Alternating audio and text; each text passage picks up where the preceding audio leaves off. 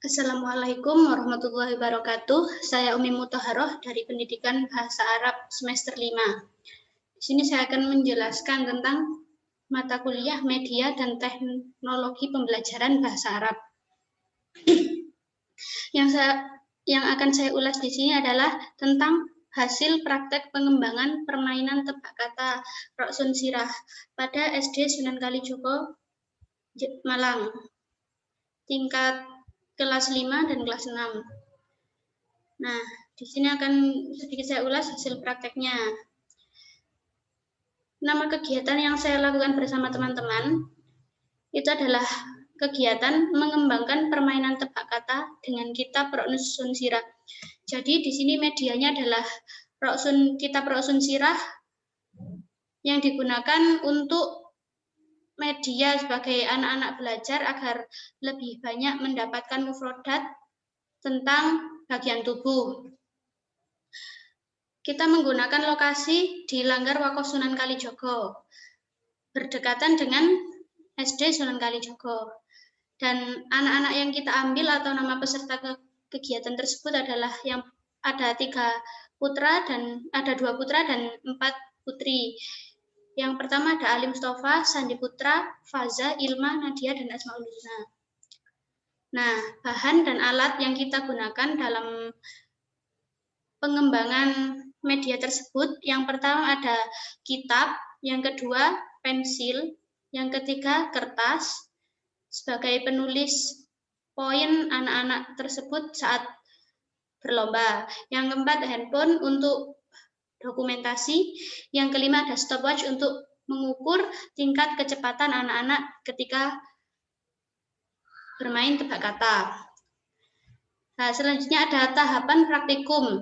Yang pertama, kita mengajak anak-anak untuk lalaran bersama atau dibaca bersama-sama 5 nadom bab awal 3 kali. Jadi, pada bab awal itu ada 19 nadom dan kita hanya mengambil 5 karena anak-anak tersebut kurang mengenal kitab Roksun Sirah tersebut. Jadi baru pertama kali bisa dikatakan begitu, mengenal kitab Roksun Sirah. Nah, kita gunakan hanya 5 nadom pertama sampai ke-5 itu dilalar 3 kali atau diulang-ulang 3 kali. Setelah itu kita lakukan permainan.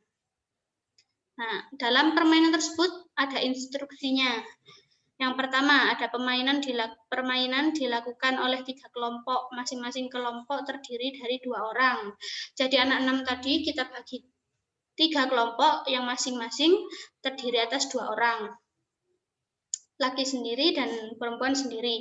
Yang kedua, permainan dilakukan 3 kali putaran. Jadi kita 3 kali putaran tersebut ada beberapa fase atau tingkatan. Yang pertama, boleh membuka kitab. Yang kedua, boleh melakukan gerakan misalkan mata, hidung, telinga, pipi. Dan setiap putaran tersebut berdurasi 2 menit. Jadi 2 menit kita akan menghitung berapa banyak kosakata yang dihasilkan oleh anak-anak tersebut. Nah, putaran pertama tebak kata dilakukan dengan menggunakan bahasa Indonesia. Jadi kita hanya menggerakkan seperti ini. Dan anak-anak yang satunya itu akan menjawab pipi.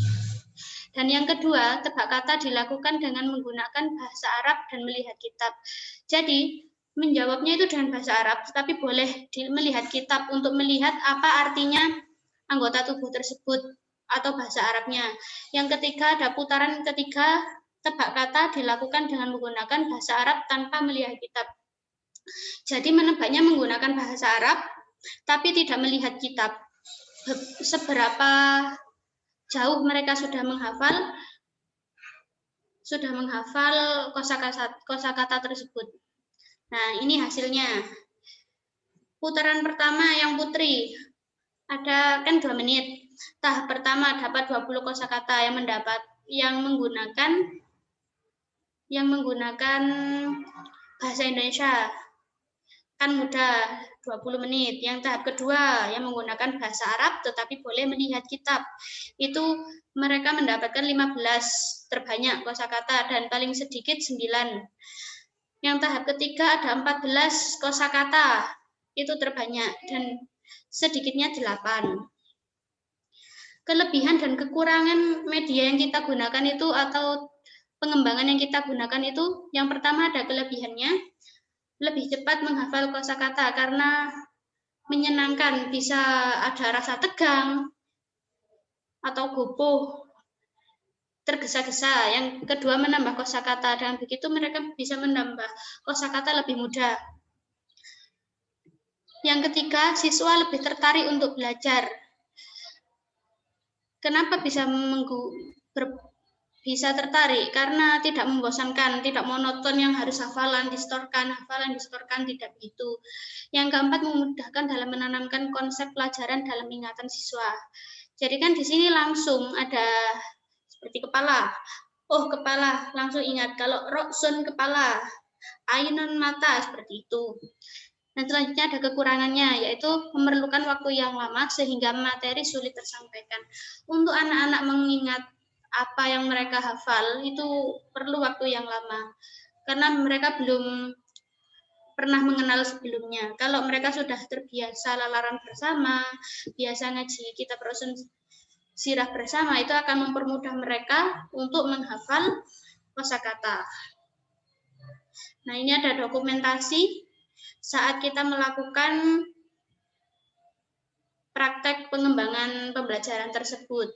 Nah, yang pada foto pertama ini ada saat mereka lalaran, dan yang kedua ini ada ketika mereka bertanya, bagaimana nanti? Dan ini ada foto-foto yang lain.